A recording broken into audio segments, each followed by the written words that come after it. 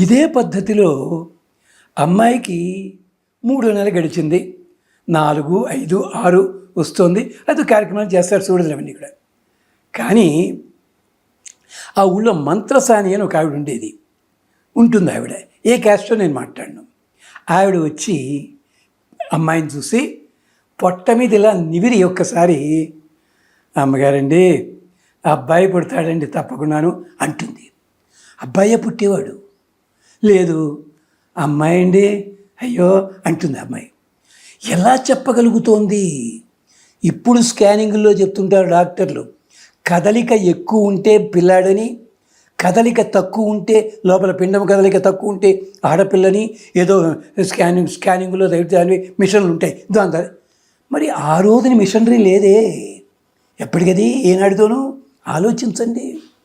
అది అలాంటి వాటికి సమాధానం వేదంలో చెప్తారు, అది ఉంది. అలాగే ఇంకొకటి ఉంది, మీరు శరీరంలో బలుపు ఇవన్నీ వస్తున్నాయి, శిరస్సు మాత్రం ఎదగటం లేదని చెప్పాం, దానికి సమాధానం లేదు. సరే మనుషులు తీసి పక్కనట్టే పెట్టండి. మీ ఇంట్లో పెంపుడు పక్షులు ఏమన్నా ఉన్నాయా అంటే, చిలకలు కానీ పావురాలు కానీ. చిలకని పంజరంలో పెడతారు మీరు, రాత్రిపూట పంజరంలోంచి తీసి బాల్కనీలో పెట్టండి, అది ఎక్కడికి ఎగరదు, గత గత గత ఉణుకుతూ అక్కడే కూర్చుంటుంది. అలాగే ఇళ్లల్లో పావురాలు బాల్కనీలో ఉన్నవి చటుకు లోపలికి పడ్డాయనుకోండి, పైన పెరాపిటి వాళ్ళ నుంచి ఎగిరిపోవచ్చు కదా, అవి ఎగరవు, గత గత గత గత వణుకుతూ కూర్చుంటాయి. నువ్వు దగ్గరికి వెళ్ళినా కదలవు, గత గత వణుకుతూ కూర్చుంటాయి. మీరు అక్కడ కాంతి లేదేమో అనుకుని చెప్పి ఒక 5,000 క్యాండిల్స్, 5,000 బల్బులు పెట్టేసి అక్కడ పెట్టండి, అంత అంత వెలుతురులో కూడా గతగత వణుకుతూనే ఉంటాయి. అదే సూర్యోదయం అవుతూ ఉండగా, ఇంకా సూర్యుని మీరు చూడలేదు, మేఘం చాటునే ఉన్నాడు, సూర్యకిరణాలు పడగానే చిలక ఎగిరి వెళ్ళి పంజరంలో కూర్చుంటుంది, పావురం ఎగిరి వెళ్ళి చెట్టు మీద కూర్చుంటుంది. ఇది ఎలా సంబరం అంటే, రాత్రిపూట పక్షులు నేల మీదకి దిగవు. కోడి కూడా చూడండి, చీకటి పడ్డ తర్వాత ఓ పక్కకి వెళ్ళిపోతుంది, ఉంటుంది తప్ప కదలదు. కాకి కూడా చెట్టు మీదే ఉంటుంది.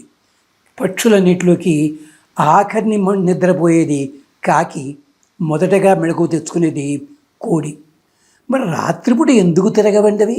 మీరు కోళ్ళబుట్ట తన్నేయండి, కోళ్ళబుట్ట తన్నేసిన కోళ్ళు గతగతలాడుతూ కుక్కలు అంటూ అక్కడే కూర్చుంటాయి, ఎక్కడికి పరిగెత్తూ పోవు. ఇప్పుడు గమనించారా మీరు?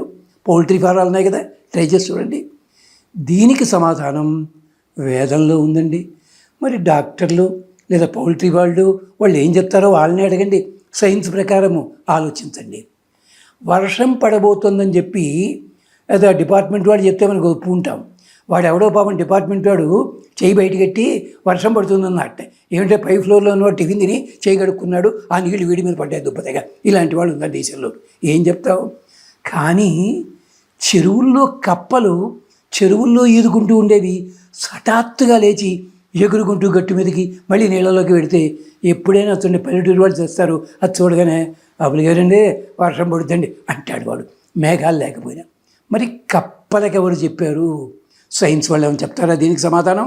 సైన్స్ వాళ్ళ దగ్గర కూడా లేవు. తరువాత జ్ఞాపక శక్తి పశువులకున్నంత బాగా మానవులకు ఉండదండి. చెప్పుకున్నాం కదా, కుక్క వాసన పసిగడుతుంది, మరి మనం ఉన్నాం, మనకు తెలియదే ఏమిటింది? ఎలాగా పావురము అడ్రస్ గుర్తుపడుతుంది, మనకి ఎందుకు జ్ఞాపక శక్తి ఉండటం లేదు? మనం ఎంత గొప్పగా బట్టి కొడతాం, అదేమన్నా బట్టి కొడుతుందా? 2-3 సార్లు ఆ కుక్క కానీ పిల్లి కానీ ఇలా చూడగానే గుర్తుపట్టేస్తా ఎవడెవడన్నది వాళ్ళకి.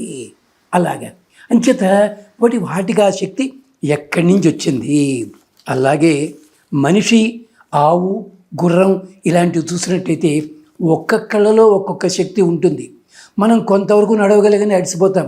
గుర్రం మాత్రం మంచి గుర్రం అయితే కనీసం 60 మైళ్ళు పరిగెడితే కానీ దానికి అలసట ఉండదు. దీని మీదే వెనకట్లో జోక్ వచ్చేది, గుర్రం కొనుక్కుందామని వెళ్ళేటవాడు, గుర్రం చాలా బాగుంది నాకు వద్దని వచ్చేసాడు. అది ఏమిటన్నాడు, ఇది ఆగకుండా 40 మైళ్ళు పెడుతుండని అట్టేవాడు. వీడన్నాడు మా ఊరిక్కడి 35 మైళ్ళే దూరం, 40 మైళ్ళు అయితే నేను ఎక్కడే వెళ్ళను అట్టబాబువాడు. అది అప్పట్లో జోక్ ఆంధ్రపత్రికలో. గుర్రానికి ఉన్న లక్షణం అది. సింహం ఉంది, ఆకలి అయితేనే తింటుంది సింహము, గుర్తుపెట్టుకోండి. మీరు సింహం బోను కానీ సింహం సఫారీ కానీ చూస్తే శుభ్రంగా ఉంటుంది, కావాల్సింది తింటుంది, దాంట్లో రక్తం తాగేస్తుంది, ఎముకలు తెలిసి. పెద్ద పులి మన బాపతే, మనమే పెద్ద పులి బాపతాం. మనం ఏమిటి, పొద్దున్నే బ్రేక్ఫాస్ట్, టీ, దాని తర్వాత మళ్ళీ ఇంకోసారి ఏదో ఆఫీస్కి వెళ్ళగానే మళ్ళీ క్యాంటీన్, మళ్ళీ అక్కడ ఏదో బ్రేక్ఫాస్ట్, ఇక తింటూనే ఉంటాం. పెద్ద పులి కూడా అంతే. అది ఏం చేస్తుంది, దొరికిన జంతువులలో చంపుతుంది, ఓ ముక్క తింటుంది, దాన్ని పారేసిపోతుంటుంది పెద్ద పులి. వీటికి ఎక్కడ ఈ లక్షణాలు ఎందుకు వచ్చాయి, ఎక్కడి నుంచి వచ్చాయి? ఎప్పుడైనా డాక్టర్లు కానీ సైంటిస్టులు కానీ చెప్పగలుగుతున్నారా? చెప్పటం లేదు. అలాగే దూడ పాలు తాగుతుంటుంది, మనకి భయం ఎక్కువ తాగేస్తుందేమో అని చెప్పి. కానీ దూడ కడుపు నిండితే ఆవు పొదుగు లోపల అంతకంటే ఎక్కువ పాలున్న దూడ తాగదు. ఎలా గుర్తుపట్టాలండి? దూడ కడుపు నిండిపోగానే లోపల పాలున్నా కూడా ఉట్టినే ముట్టెతోటి ఇలా పొడుస్తుంటుంది. అది చూచినప్పుడు ఆవు పక్కకి వెడుతుంది. ఇప్పటికీ పల్లెటూళ్ళలో అల్లా వెళ్ళినప్పుడే పాలు పితుకుతుంటారు. ఇదే గేదెకి కూడా వర్తిస్తుంది. అంటే ఏమిటి, పాలు ఉన్నాయి కదా అని తాగేద్దాం చూడదు దూడ ఎప్పుడు కూడా. దానికి ఉన్నపాటి బుద్ధి ఎలా వచ్చిందండి దానికి? ఆ సిక్స్త్ సెన్స్ ఎలా వచ్చింది చెప్పగలరా మీరు? ఎక్కడైనా సైన్స్ వాళ్ళు, బోటనీ, జువాలజీ అలాంటి వాటిలో మనం బాగా చదివేస్తున్నాం. సుబ్రహ్మణ్యం గారు గోల్డ్ మెడల్స్ వచ్చేస్తున్నాయి, రీసెర్చ్లు చేస్తున్నాం.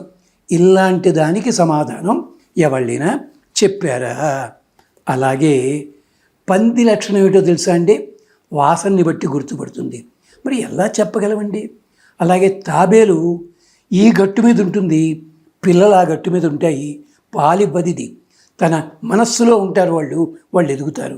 ఎలాగండి? చేపలు చూపుతోటే పిల్లల్ని పెంచుతాయి. చూడండి ఒకసారి మీ ఇంట్లో యాక్వేరియం ఉన్నట్టయితే చూసుకోండి, పాలివ్వవు. ఈ శక్తి ఎక్కడిది, ఎలా వచ్చింది? ఇలాంటి వాటన్నిటికీ కూడా వేదము సమాధానం చెప్తుంది. డాక్టర్లు చెప్పలేరు. రాత్రిపూట ఎందుకు కనిపిస్తుందంటే ఏమోనండి దాని రెటీనా సరిగ్గా పనిచేయదేమోనండి అన్నాడు డాక్టర్ గారు. దానికి కారణాలు ఉన్నాయి, అవి మాట్లాడుకుందాం మళ్ళీ. అందుకని అంటున్నాను, ప్రాచీన సాహిత్యం వృధా కాదు, ఇలాంటి వాటికి కూడా సమాధానం చెప్పిందది. గమనించండి. స్వస్తి.